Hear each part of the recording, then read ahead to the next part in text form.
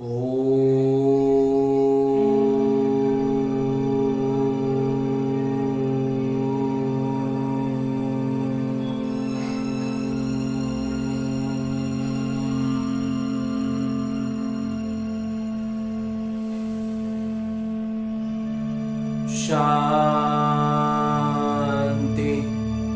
ओम शांति। बाबा बाबा ओम शांति। आज 4 फरवरी 2023 की मुरली है। बाबा कह रहे हैं, मीठे बच्चे, बाबा से सर्व संबंधों का सुख लेना है तो और सबसे बुद्धि की प्रीत निकाल दो। मामेकम याद करो, यही मंजिल है। और आगे बाबा प्रश्न पूछ रहे हैं कि तुम बच्चे इस समय कौन सा अच्छा कर्म करते हो जिसके बदले में साहूकार बन जाते हो। उत्तर बतलाते हैं बाबा कि सबसे अच्छे से अच्छा कर्म है ज्ञान रत्नों का दान करना। यह अविनाशी ज्ञान खजाना ही ट्रांसफर हो 21 जन्मों के लिए विनाशी धन बन जाता है। इससे ही माला माल बन जाते हैं। जितना ज्यादा अभी ज्ञान रत्न बांटेंगे उतना ज्यादा स्वर्ग का सुख और 21 जन्मों के लिए लौकिक भौतिक सुखों से बाबा कहते हैं कि भर जाएंगे। जो जितना ज्ञान रत्नों को धारण कर दूसरों को धारण कराते हैं उतना साहूकार बनते हैं। अविनाशी ज्ञान रत्नों का दान करना यही है सर्वोत्तम सेवा। सबसे सर्वोत्तम सेवा है अविनाशी ज्ञान रत्नों का दान। ओम शांति। शिव बाबा अपने सालिग्राम बच्चों को समझाते हैं, ये है परमात्मा का अपने बच्चों आत्माओं प्रति ज्ञान। आत्मा को ज्ञान नहीं देती। परमात्मा शिव बैठ ब्रह्मा सरस्वती और तुम भाग्यशाली सितारे बच्चों प्रति बैठ समझाते हैं। इसलिए इनको परमात्मा ज्ञान कहा जाता है। परमात्मा तो एक ही है, बाकी क्रिएशन है क्रिएटर की, बाकी रचना है रचयिता की। जैसे लौकिक बाबा ऐसे नहीं कहेंगे कि यह सब हमारे रूप हैं, नहीं कहेंगे ये सब हमारी रचना है। तो यह रूहानी पिता है जिसे भी किरदार मिला हुआ है। बाबा कहते हैं उनको भी किरदार मिला हुआ है। वह मुख्य किरदार है, मुख्य कलाकार है, रचयिता है और निर्देशक है, डायरेक्टर एंड प्रोड्यूसर। आत्मा का रचयिता नहीं कहेंगे। परमात्मा के लिए कहा जाता है तुम्हारी गतमत तुम ही जानो। उन सब गुरुओं की तो अपनी अपनी अलग मत है, इसलिए परमात्मा आकर एक मत देते हैं, वो है परम प्रिय, मोस्ट बिलीव्ड। उस एक के साथ बुद्धि योग लगाना है और जिनके भी साथ तुम्हारी प्रीत है वह सब धोखा देने वाली है, इसलिए उन सब से बुद्धि निकालनी है। मैं तुमको सब संबंधों का सुख दूंगा, सिर्फ मामेकम, यह है मंजिल। मैं सबका डायरेक्ट डैड, मैं सबका सीधा सीधा पिता भी हूँ, शिक्षक भी हूँ और गुरु भी हूँ। तुम समझते हो उस द्वारा हमको जीवन मुक्ति मिलती है। यही अविनाशी ज्ञान खजाना है। यह खजाना स्थानांतरित हो फिर 21 जन्मों के लिए विनाशी धन बन जाता है। 21 जन्म हम बहुत माला माल हो जाते हैं, राजाओं का राजा बनते हैं। इस अविनाशी धन का दान करना है।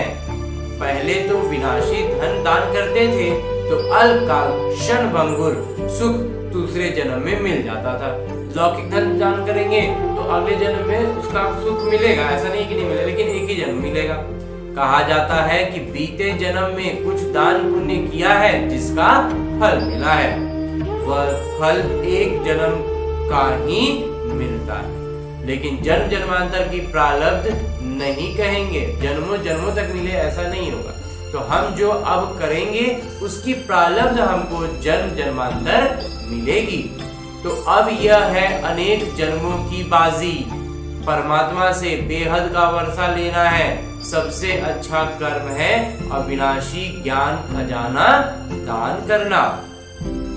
जितना धारण कर औरों को कराएंगे उतना खुद भी साहूकार बनेंगे।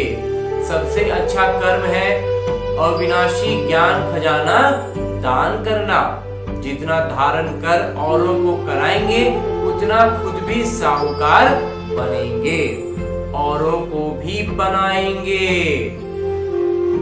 ये है सर्वोत्तम सेवा जिससे सद्गति होती है। तो देवताओं की रस्म रिवाज देखो कैसे संपूर्ण निर्विकारी अहिंसा परमो धर्मा है। प्यूरिफिकेशन यानी संपूर्ण पवित्रता सतयुग त्रेता में ही रहती है, त्रेता तक संपूर्ण पवित्रता रहती है। देवताएं ही बहिष्ठ में रहने वाले हैं, उन्हों को ही ऊंचा गाते हैं। जो सूर्यवंशी सतयुग में बनते हैं वही संपूर्ण है, फिर थोड़ी खाद पड़ जाती है। अब तुम समझते हो कि देवताएं किस बहिष्ठ के निवासी हैं। वैकुंठ है वंडरफुल दुनिया, एकदम आश्चर्यचकित हो जाने वाली दुनिया है वैकुंठ। वहां दूसरे धर्म वाले जा नहीं सकते। तो वह सब धर्मों को रचने वाले ऊंचे से ऊंचे भगवान हैं। यह देवता धर्म कोई ब्रह्मा नहीं स्थापन करते हैं। ये तो कहते हैं कि मैं इम्प्योर था, अशुद्ध थे, मेरे में ज्ञान कहां से आया। और सब प्योर सोल्स ऊपर से आती हैं, जितनी भी शुद्ध आत्माएं हैं वो सब ऊपर से आती हैं अपना धर्म स्थापन करने। ये ब्रह्मा मतलब बाकी भी जो धर्म स्थापक हैं वो ऊपर से आते हैं और उस समय जिसमें आते हैं वो पूरी तरह से पवित्र रहते हैं। लेकिन ब्रह्मा बाबा के बारे में बताते हैं बाबा कि ये इस जन्म में तो ये बिल्कुल लौकिक कार्यों में व्यस्त थे और वैसा नहीं था, लेकिन ब्रह्मा बाबा में जब शिव बाबा आकर के बोले तब वो शुद्ध हो गए। तो यहाँ तो परमात्मा धर्म स्थापन करते हैं, अब इसमें आते हैं तब इनका नाम ब्रह्मा, जब आते हैं शिव बाबा तब इनका नाम ब्रह्मा होता है। उसके पहले ब्रह्मा बाबा उतने ही थे। कहा जाता है ब्रह्मा देवताय नमः, विष्णु देवताय नमः।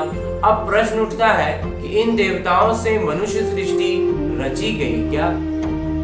नहीं। परमात्मा कहते हैं मैं जिस साधारण तन में आता हूँ उसका नाम ब्रह्मा पड़ता है। वह सूक्ष्म ब्रह्मा है तो दो ब्रह्मा हो गए। इनका ब्रह्मा नाम रखा गया है क्योंकि कहते हैं साधारण तन में आता हूँ। ब्रह्मा के मुख कमल से ब्राह्मण रचता हूँ। आदिदेव से ह्यूमैनिटी रची गई। जो आदिदेव जो उनको कहा जाता है उनसे मानवता रची गई। ये हुआ ह्यूमैनिटी का पहला बाबा। और ये मानवता का जो मानव सृष्टि का ये पहले पुरुष हुए, पहले व्यक्ति हुए, पहले देव हुए, इसलिए इनको आदिदेव भी कहते हैं। फिर वृद्धि होती जाती, फिर उनके माध्यम से और भी आत्माएं और भी मनुष्य जुड़ते जा रहे हैं तो वो पहले हो गए, आदिदेव कहलाए। अब तुमको राजाओं का राजा बनाते हैं, परंतु बनेंगे तब जब देह सहित देह के सब संबंधों से नाता तोड़ेंगे। बाबा मैं तुम्हारा ही हूँ बस, ये तो निश्चय है। हम सो राजकुमार बनते हैं। चतुर्भुज का साक्षात्कार होता है ना, वही वो है ही युगल। चित्रों में ब्रह्मा को 10-20 भुजाएं दिखाते हैं। काली को कितनी भुजाएं देती हैं? इतनी बाहों वाली चीज तो होती नहीं, इतनी सारे हाथों वाला कोई कैसे रहेगा? तो ये सब अस्त्र शस्त्र हैं, अपना है ही प्रवृत्ति मार्ग। बाकी ब्रह्मा की जो इतनी भुजाएं दिखाते हैं समझते हैं ये जो ब्रह्मा के बच्चे हैं वह जैसे इनकी बाहें हैं। अच्छा, जो जैसे कहते हैं ना कि लौकिक में हम कह देते हैं कि ये मेरा दाहिना हाथ है, तो उस तरह से जो भुजाएं दिखाते हैं वो उसके प्रदर्शन करता है। ब्रह्मा की जो भुजाएं हैं, तो ब्रह्मा द्वारा जो जन्म दिए गए बच्चे हैं, मुख वंशावली है, उनकी भुजाएं उनके हाथ है, उनका सहयोग है। बाकी यह काली आदि कुछ नहीं है। जैसे कृष्ण को काला कर दिया है, वैसे काली का भी चित्र काला कर दिया है। ये जगदम्बा भी ब्राह्मणी है। हम अपने को भगवान अथवा अवतार नहीं कहते हैं। बाबा कहते हैं सिर्फ मामेकम याद करो। वास्तव में सब शिव कुमार हैं सालीग्राम। फिर मनुष्य तन में आने से तुम ब्रह्मा कुमार कुमारी कहलाते हो। ब्रह्मा कुमार कुमारियां फिर जाकर विष्णु कुमार कुमारियां बनेंगे। बाबा रचयिता है, रचना करते हैं, फिर पालना भी उनको करनी पड़ती है। ऐसे डायरेक्ट डैड के, ऐसे सीधे सीधे परम पिता के हम वारिस हैं। उनसे तुम सौदा करते हो, हम उनसे सौदा करते हैं। ये तो बीच में दलाल है। ये ब्रह्मा बाबा के माध्यम से, ये ब्रह्मा बाबा जो है उनके माध्यम से हमारा शिव बाबा से संपर्क होता है। बाबा है होली गवर्नमेंट। वो आए हैं इस गवर्नमेंट को भी पांडव गवर्नमेंट बनाने। परमपिता परमात्मा जो है वो शुद्ध पवित्र सरकार है और वो इस लौकिक सरकार को भी शुद्ध बनाने आए हैं। कहने का मतलब कि जो यहाँ की आत्माओं को शुद्ध कर देंगे तो फिर यहाँ जो राजा होगा वो भी शुद्ध ही होगा, तो वो स्वर्ग बन जाएगा। तो ये है हमारी उच्च सेवा। सबसे उच्च सेवा यही है। सरकार की प्रजा को हम मनुष्य से देवता बनाते हैं बाबा की मदद से। तो हम उन्हों के सर्वेंट हैं ना, तो हम बाबा के नौकर हो गए। तो इसमें हमें बाबा की नौकरी लगी है, बाबा के काम करने की। तो हम वर्ल्ड सर्वेंट हैं। हम बाबा के साथ आए हैं सारी दुनिया की सेवा करने। हम कुछ लेते नहीं हैं। विनाशी धन महल आदि हम क्या करेंगे? हमको तो सिर्फ 3 पैर पृथ्वी चाहिए।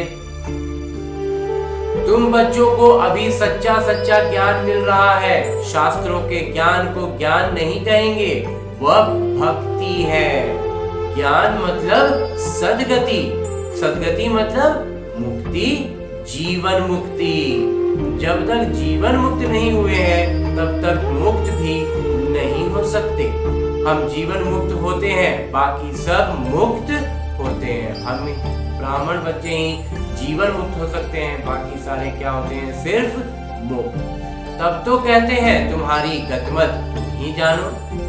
फिर इसमें भी सर्वव्यापी परमात्मा है, ये बात नहीं रहती। ये तो ठीक है कि कल्प कल्प मैं अपने मत से सबकी सद्गति करता हूँ। सद्गति के साथ गति आ ही जाती है। सद्गति है तो गति तो आनी है। तो नई दुनिया में रहते ही थोड़े हैं, बहुत थोड़े ही जाएंगे नई दुनिया में। इसलिए अभी भी सब तरफ नजर बाबा का एकदम सच्चे बच्चे नहीं दिखेंगे। सब में लगेगा कि थोड़ा बहुत है। बाबा कहते हैं कि वो फोटो में कोई और कोई में भी कोई रहते हैं, तो वो दिखेंगे बहुत कम ही ना। तो नई दुनिया में रहते ही बहुत थोड़े हैं। आगे हम कहते थे घट ही में सूर्य, घट ही में चांद, घट ही में 9 लाख तारे। तो घट में सूर्य इस समय है, तो घट में शिव है जिसका ही इतना विस्तार है। फिर घट में मम्मा बाबा और हम लकी सितारे, हम भाग्यशाली सितारे। विवेक भी कहता है सतयुग में जरूर थोड़ी संख्या होनी चाहिए, बाद में वृद्धि होती है। ये सब समझने की बातें हैं। जो जितना पवित्र होगा उतनी धारणा होगी। इम्प्योरिटी से धारणा कम होगी। जितना ज्यादा अशुद्धि रहेगी, जितना ज्यादा विकार रहेगा अंतर्मन में, उतना ज्यादा धारणा में कमी रहेगी। प्योरिटी फर्स्ट, सबसे पहले बाबा कहते हैं सबसे बड़ी प्राथमिकता है पवित्रता की, विकारों से मुक्ति की, हर तरह के विकार से मुक्ति। क्रोध का भी भूत रह जाता है तो माया से हार खा लेते हैं। ये युद्ध है ना, ये जो है ये अंतर युद्ध, ये अंतर द्वंद, ये सबसे सघन है, सबसे भारी अगर कहें तो वही है विकारों से युद्ध करना, विकारों को हरा देना, विकारों के ऊपर उठ पाना। उस्ताद को पूरा हाथ देना है और ये तभी हो पाएगा जब बाबा का हाथ कस के पकड़े रहेंगे, नहीं तो माया बड़ी प्रबल है। जिनका हाथ में हाथ है उनके लिए यही बरसात है। जो बाबा का हाथ पकड़े रहेंगे वो फिर रोड में कितना गड्ढा कोई मतलब नहीं, बाबा तो झूला झुलाते ले जाएंगे। तो जैसे बाबा साक्षी हो किरदार भी बजाते हैं, देखते भी हैं, बाबा किरदार भी निभा रहे हैं और साक्षी होकर देख भी रहे हैं। तो यह तो समझ सकते हो कि माता पिता और हम भाग्यशाली सितारे जो अनन्य हैं उनको ही अनुसरण करना है। ये तो समझाया है, मुरली पढ़ना कभी नहीं छोड़ना। अच्छा, मीठे मीठे सिकिलते बच्चों प्रति माता पिता बाबा का याद प्यार और आशीर्वाद। रूहानी बाबा की रूहानी बच्चों को नमस्ते। हम रूहानी बच्चों की ओर से रूहानी बाबा को याद प्यार और प्रणाम। धन्यवाद बाबा, धन्यवाद। आगे है रात्रि क्लास जो है 23 दिसंबर 1958 की। देखो, अलमाइटी बाबा सर्वोच्च सत्ता के पिता के यह सब कितने रूहानी कारखाने हैं। जितने भी सेंटर्स हैं उनको बाबा रूहानी कारखाना कह रहे हैं, जहां से हर एक को रूहानी रत्न मिलते हैं। बाबा है सब कारखानों का सेठ। मैनेजर्स लोग संभाल रहे हैं, दुकानें चल रही हैं। जितने भी सेंटर्स में है मेन वो मैनेजर्स हो गए और दुकानें चल रही है। दुकानें कहो, अस्पताल कहो, ये तुम ब्राह्मणों की परिवार भी हैं। जिस भाषा में जो जिनको ज्यादा आराम लगता है समझने में उसमें समझे, उसमें बोले। तुम्हें अपना जीवन बनाना है एजुकेशन से, पढ़ाई से। ये जो परम पिता परमात्मा की जो अध्यात्म की पढ़ाई है, इससे हमें अपना जीवन को सर्वोच्च ऊंचा बनाना है। इसमें रूहानी और जिस्मानी दोनों इकट्ठा है, दोनों बेहद के हैं, और वो है रूहानी जिस्मानी दोनों हद के। जो लौकिक स्कूल कॉलेज हम देखते हैं वो होते हैं पूरी तरह से शरीर के आधार पर, और ये जो है यहाँ दोनों का है। गुरु लोग जो भी शास्त्रों आदि की रूहानी शिक्षा देते हैं वह सब है हद की। हम किसी मनुष्य को गुरु नहीं मानते, हमारा है एक सतगुरु जो एक ही रथ में आते हैं। घड़ी घड़ी उनको याद करेंगे तभी विकर्म विनाश होंगे।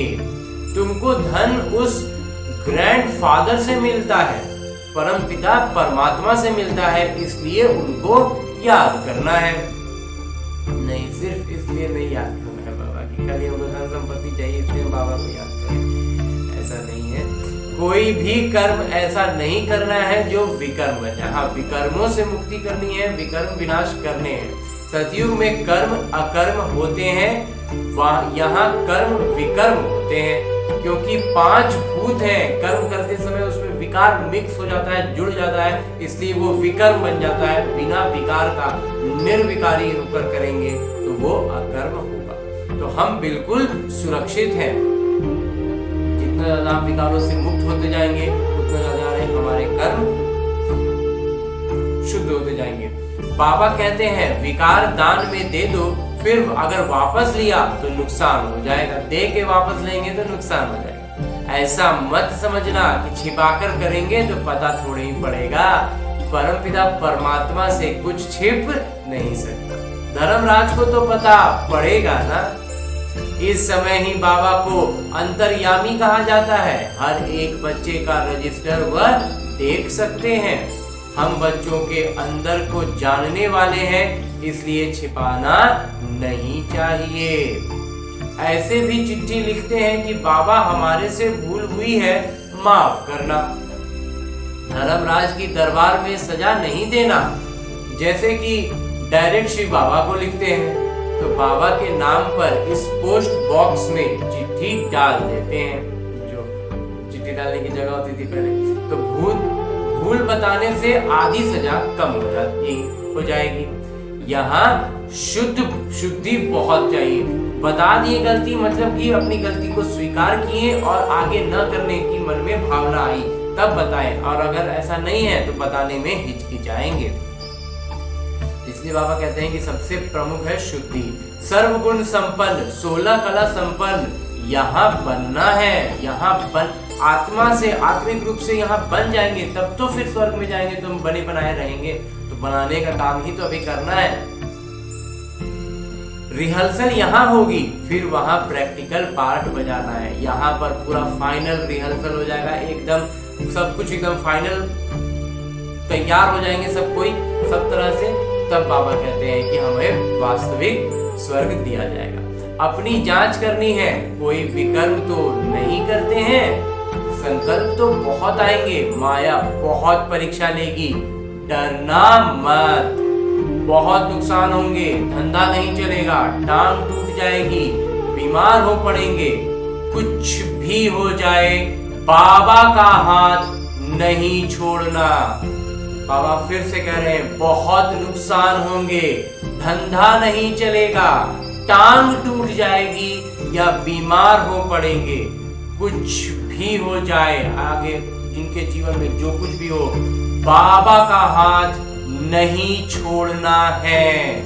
अनेक प्रकार की परीक्षाएं आएंगी, पहले बाबा के सामने आती हैं, इसलिए बाबा बताते हैं खबरदार रहना, पहलवान बनना है। और ये जो कुछ भी बाबा ने अभी बतलाया, ये सारी परिस्थितियां ब्रह्मा बाबा के जीवन में आई, उन्होंने उसको पार किया है। इसलिए हम ब्राह्मण बच्चों को भी बाबा ये शिक्षा पहले से दे रहे हैं कि हमारे जीवन में भी ऐसी सिचुएशन, ऐसी परिस्थितियां आएंगी, और लेकिन हमें उस परिस्थितियों में परम पिता परमात्मा का हाथ नहीं छोड़ना है। ये ब्रह्मा बाबा अपने निज अनुभव से कह रहे हैं। तब तो ब्रह्मा बाबा इतना आगे हैं, तो हमें भी कहते हैं कि हमें भी उनके नक्शे कदम पर चलना है।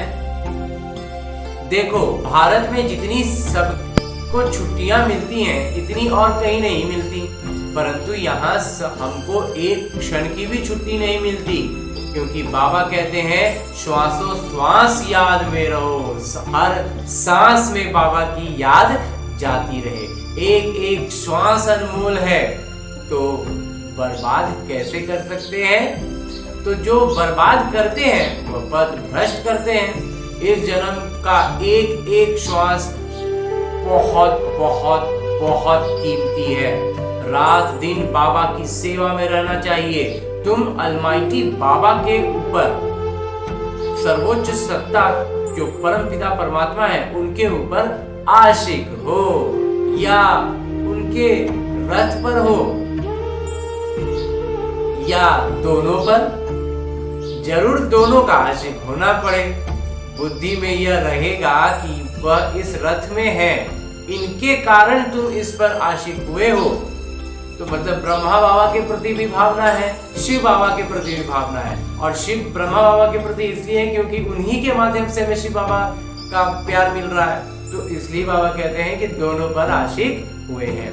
तो शिव के मंदिर में भी बैल रखा हुआ है ना, वह भी पूजा जाता है। जितनी कोई ये बातें हैं जो रोज नहीं सुनते, तो कोई कोई बिंदुएं छूट जाती हैं। रोज सुनने वाले कभी बिंदुओं में फेल नहीं होंगे, छोटी छोटी बातों में वो अनुत्तीर्ण नहीं होंगे, कि बुद्धि पूरी की पूरी मुरली की बातों से भरी रहती है। तो जब भी निकलेगा मुरली की बातें निकलेंगी, और जहाँ इधर उधर देखते सुनते पढ़ते रहेंगे तो वो सब बातें भी बुद्धि में मिक्स होती रहेंगी। तो जब निकलना होगा तो भी मिक्स होकर के, मिश्रित होकर के निकलेगा, कभी कुछ गलत भी निकलेगा, कभी कुछ सही भी निकलेगा।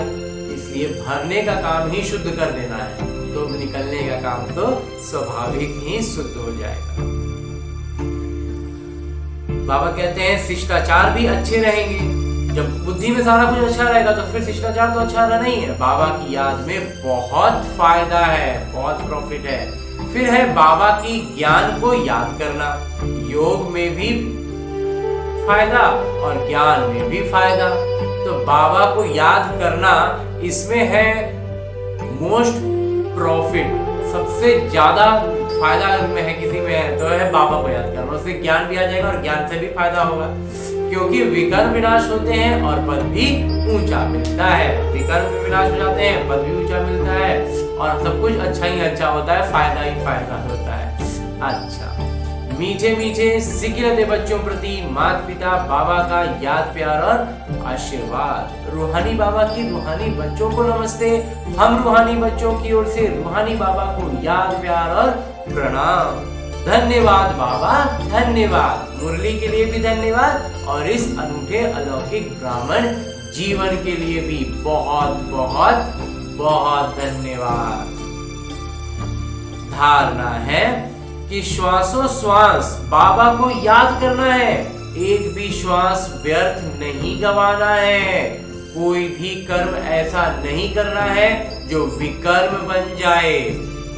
कर्मों के साथ इतना क्लियर, इतना स्पष्ट आज बाबा ने एकदम इसको फिर से एक बार किया है कि कर्म करते समय विकार उसमें स्पर्श भी हो गया तो वो विकर्म बन गया, और पूरी तरह से निर्विकारी काम करेंगे तो वो अकर्म रह जाएगा। तो उस्ताद के हाथ में, और ये विकार से दूरी तभी होगी जब बाबा से नजदीकी हो।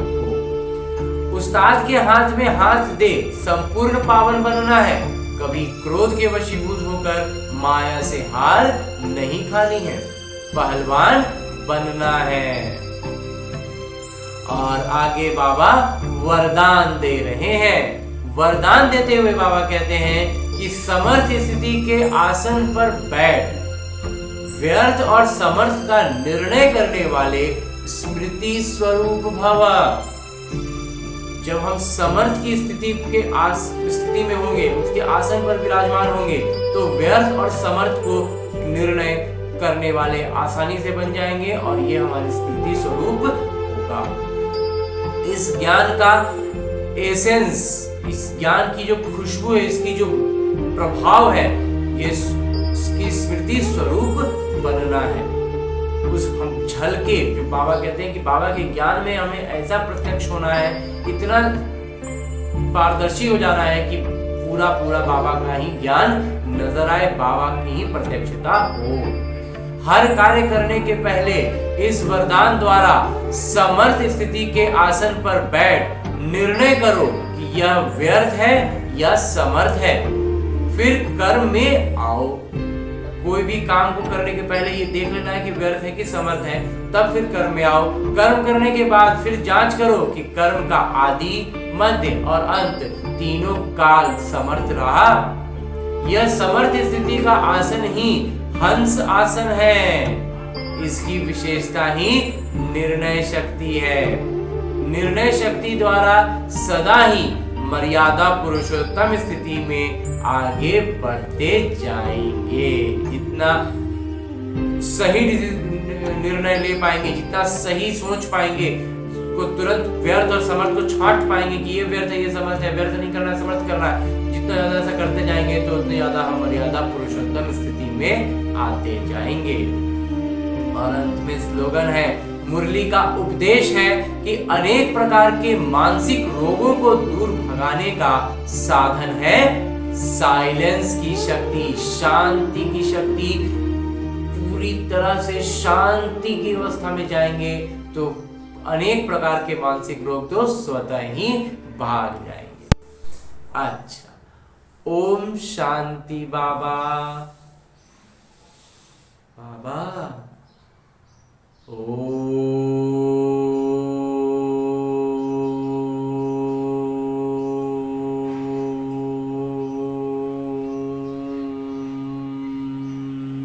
शांति।